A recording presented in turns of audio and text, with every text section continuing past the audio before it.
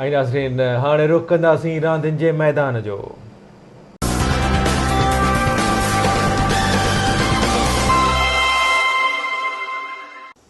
अस्सलाम वालेकुम नाज़रीन, आवां संजा सैयद रांदियुनि जी ख़बरुनि में अवांखे भली कार चवंदासीं। अवांखे ॿुधाईंदा हलूं त क़ौमी क्रिकेट टीम जे अॻूणे कप्तान वसीम अकरम जी ज़ाल शनेज़ा अकरम बि पंहिंजे मुड़िस जी हिकु माज़ी जी तस्वीर ॾिसी हैरान थी वई आहे।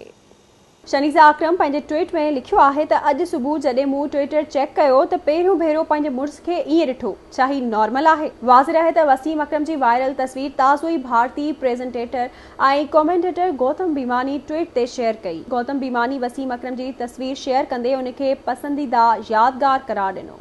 गौतम बीमानी पंहिंजे ट्वीट में लिखियो हो त हीअ मुंहिंजी ऐं वसीम अकरम जी पहिरीं मुलाक़ात हुई जॾहिं पाकिस्तान ऐं भारत जी टीमुनि पूल में होली खेली हुई। मीडिया रिपोर्ट्स मूजिब ही तस्वीर पाकिस्तानी टीम जी 1987 में भारत जे दौरे दौरान वरिती वई हुई।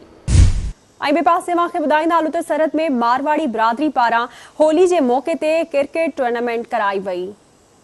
क्रिकेट टूर्नामेंट जे फाइनल में मारवाड़ी ए ऐं बी टीमूं आमू साम्हूं थियूं। मारवाड़ी बी टीम 3 विकेटुनि जे नुक़सान ते मारवाड़ी ए टीम खे शिकस्त ॾेई मैच पंहिंजे नाले करे वरिती। टूर्नामेंट में फातेह टीम ऐं सुठी रांदि खेॾंदड़ खिलाड़ियुनि खे ट्रॉफियूं ऐं रोक रक़म इनाम तौरु ॾिना विया। अॻिते वधंदे मूंखे ॿुधाईंदा हलूं त दरिया खान मरी में सुपर लीग क्रिकेट टूर्नामेंट जा ज़बरदस्त मुक़ाबला जारी आहिनि। टूर्नामेंट में मुख़्तलिफ़ शहरनि खां आयल टीमुनि हिसो वरितो।